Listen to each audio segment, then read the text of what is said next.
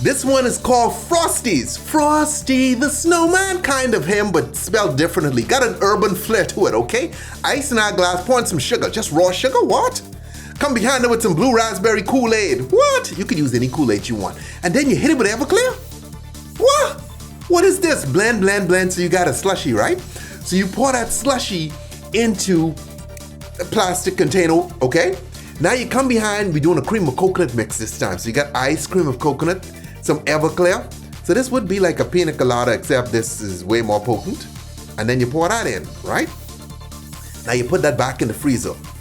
Okay, ice, sugar, strawberry Kool-Aid. This is a real drink, okay? Sold on the streets of New York, my understanding is.